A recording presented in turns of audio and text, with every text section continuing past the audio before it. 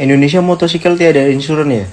Kalau berlangga siapa balik moto atau bila kena accident, dia kena buat sendiri. Pening, sakit. Kita mengaspal di Malaysia. Yeay, semangat. 5 ringgit satu botol.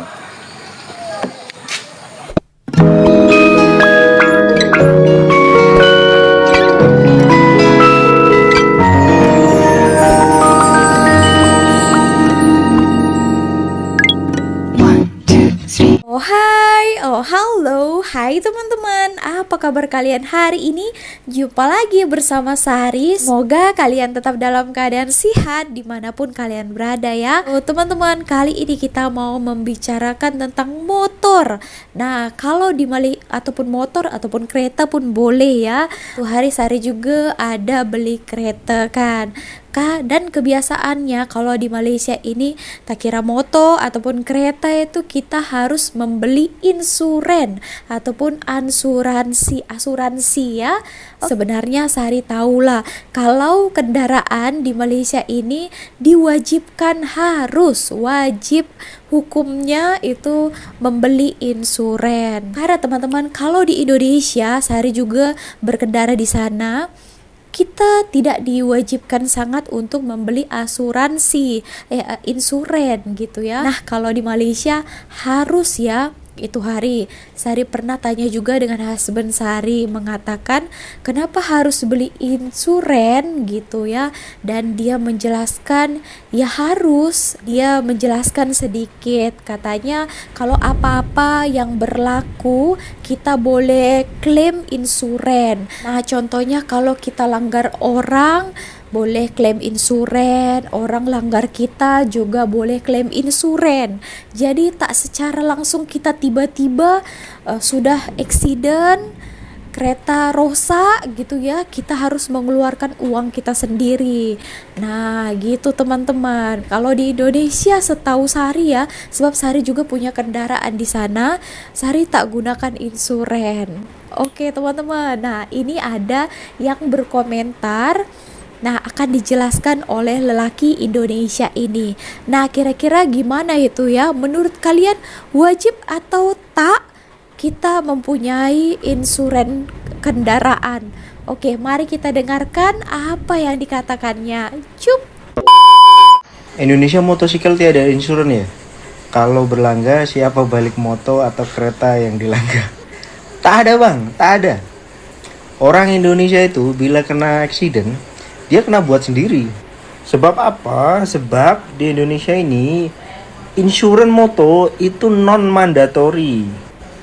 Dan orang Indonesia itu tak guna insurans buat dia sendiri. Insurans mandatory itu insurans kesehatan saja.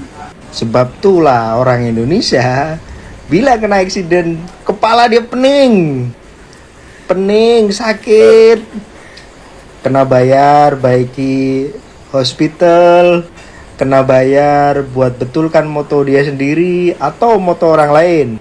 Nah, bila ada accident, itu orang pening.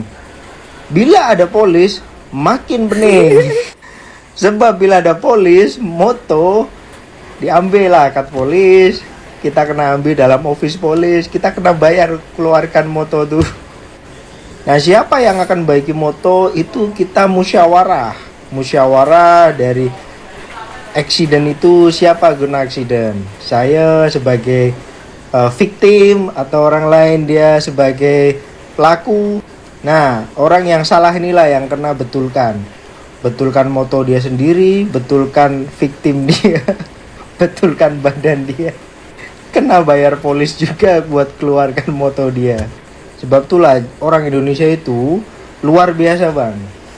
Dengan regulation macam ini kita survive. Moto banyak, tak ada highway pun ride laju.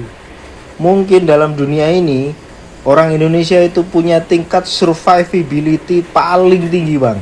Oke teman-teman, nah itu tadi jawaban daripada abang ini ya. Kalau di Indonesia itu insuran moto ataupun kendaraan itu tak ada. Di sana hanya insuran macam kesehatan gitu ya.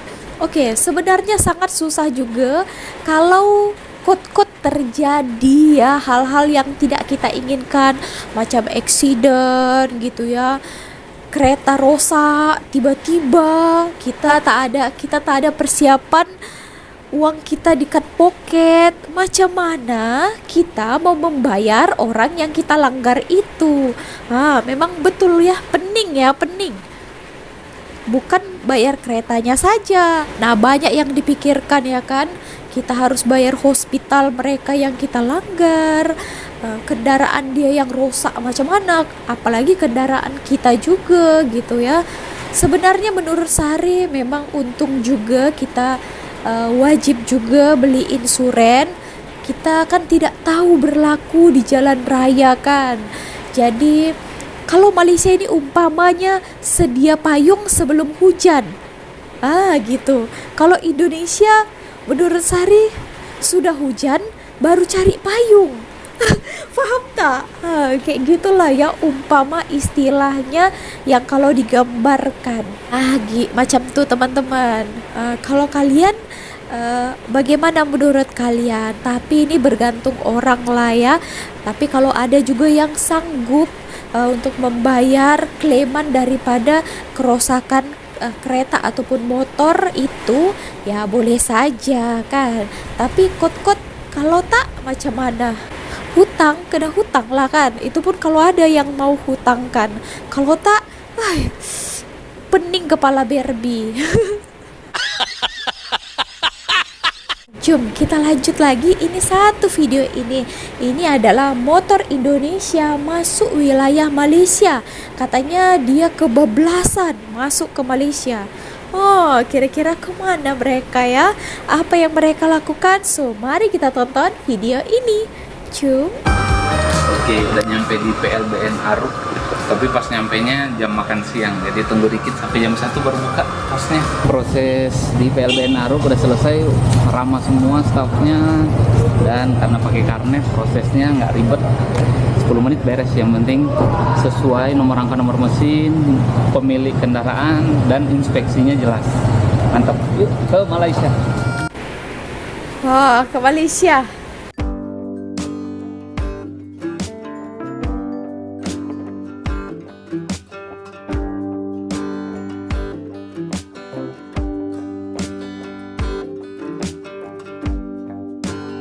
Mana ini macam di Sarawak ke bendera. Mulai dari imigrasi, custom, buat borang, sampai beli insuran ada di pelayanan satu atap terpadu nih di kantor imigrasi Malaysia ketika sudah meninggalkan Indonesia. Oke, nyampailah kita di Biawak, Sarawak, Malaysia setelah proses yang lumayan panjang, karena pada akhirnya saya harus diwajibkan untuk beli asuransi buat motornya tuh. Dan karena beda nama, jadi saya harus punya surat kuasa dan juga stem karnet, inspeksi motor, nomor rangka nomor mesin dan jenis motornya, semua dokumen, SIM internasional, paspor. Kira-kira ada setengah jam lah selesai beres, langsung dibukakan pintu untuk siap kita mengaspal di Malaysia. Yeay, semangat. Mau ke Teluk Melano dulu, 0 km di bagian barat dari Borneo punya Malaysia.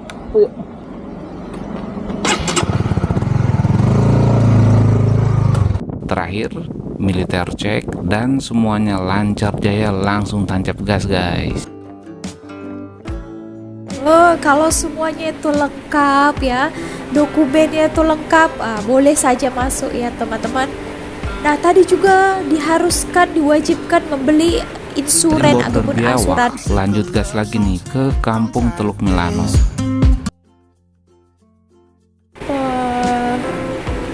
Mulus jalannya ya. Wow, best ini.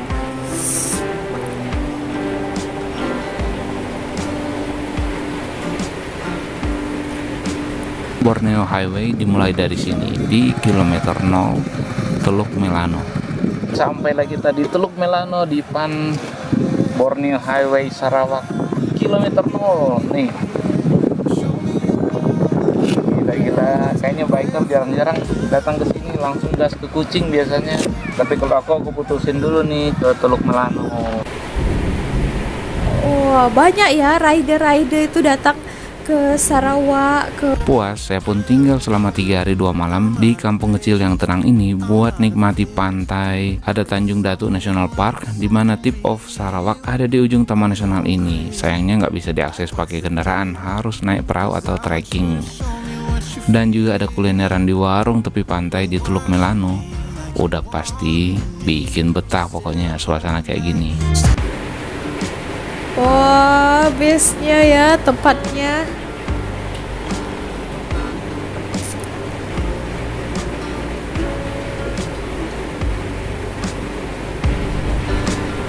Wow, luas tempatnya, cantik ya.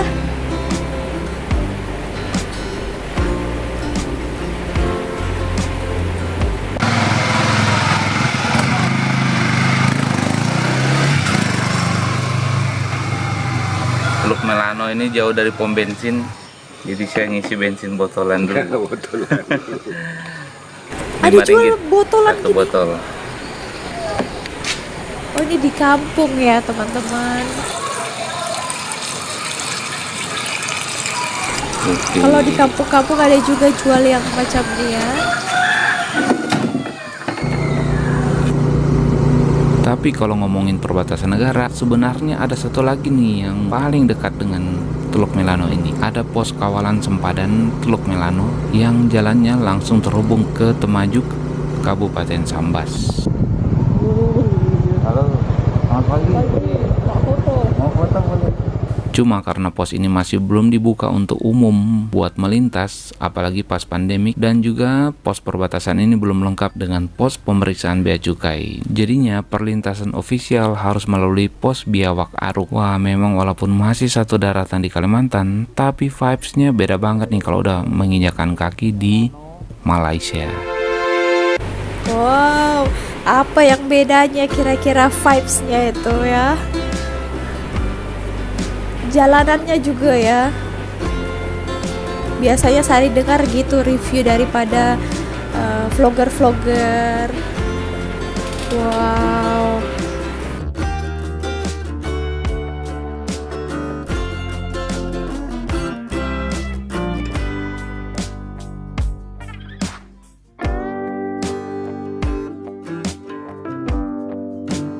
Di sini oke, udah nyampe di Kota Kucing.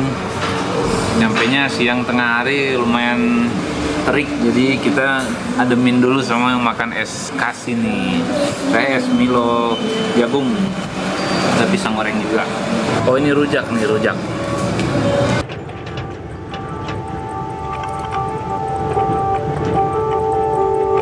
Kok bisa ya nama kota ini Kucing? Kalau menurut cerita nih, ada banyak versi. Ada yang bilang kalau kucing mungkin berasal dari bahasa Melayu untuk hewan kucing, atau dari nama Cocing sebagai pelabuhan perdagangan India di pantai Malabar. Ada juga yang bilang kota ini Kucing sebelumnya dikenal sebagai Sarawak sebelum James Brooke datang.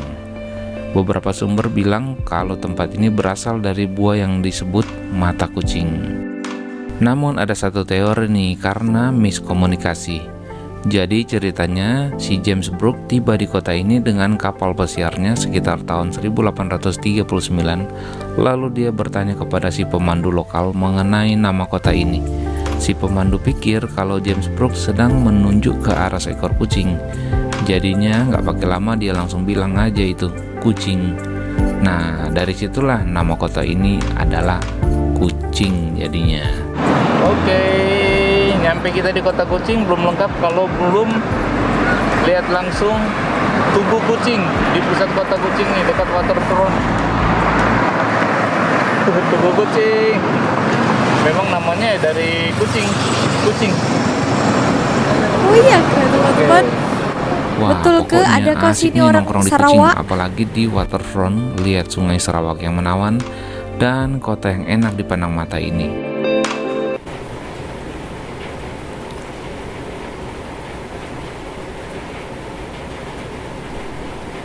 Wow, dari atas pun cantik sangat ya. Oh, ini sudah mau malam, petang.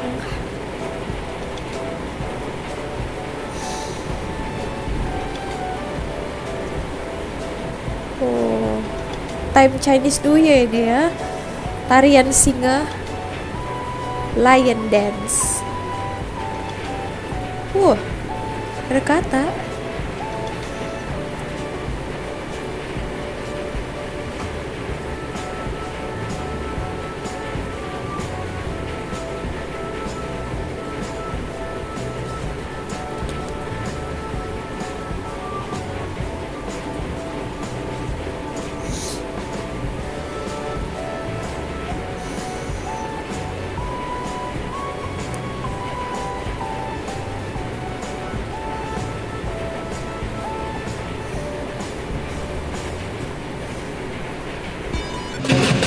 Udah gitu saya ajak nongkrong bareng teman-teman yang lagi touring di sini sambil kita riding bareng keliling kota.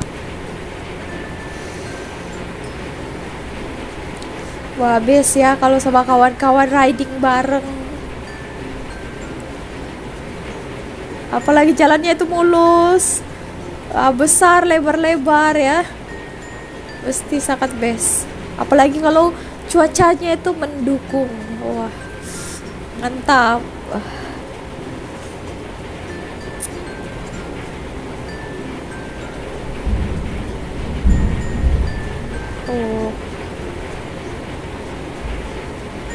Nggak tak lengkap ya kalau tidak makan ya kan.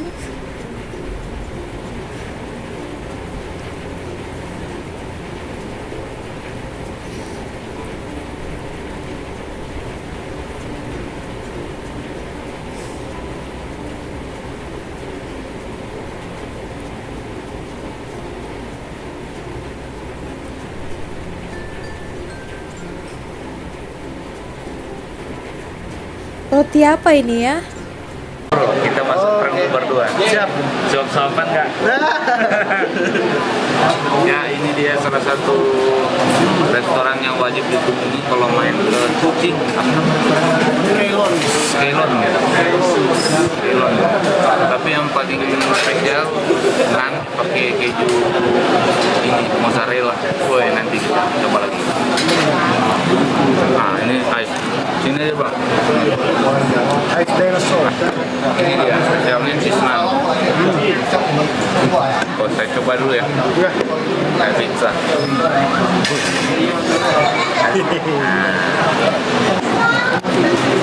Ini nasi kuning pakai daun. Tapi berasnya beras biryani. Beras biryani nasi kuning. Kare kalau nggak salah. Apa lagi? Nah, ini kare kambing untuk pasangannya yang ini. Sama ada teh tarik. Es Bandung. Jauh-jauh ke Malaysia minumnya es Bandung. Oke, kita tos dulu. Tos dulu. Selamat menikmati. Seger. Oke lah teman-teman, jadi itu tadi ya perjalanannya daripada Indonesia pergi ke Malaysia, yaitu di Kuching. Ternyata kalau dokumen-dokumen lengkap, motor daripada Indonesia juga boleh dibawa masuk ke Malaysia dan dengan syarat-syarat tertentu lah ya. Tapi tadi juga dikatakannya wajib juga untuk membeli asuransi ataupun insuren. Ternyata bukan hanya motor daripada di Malaysia ini saja, karena ada insurennya yang dibawa masuk pun ke dalam Malaysia ini juga harus dibeli insurennya teman-teman. Oke, so segitu aja video kali ini. Terima kasih telah menonton. Sampai jumpa di next videonya. Bye.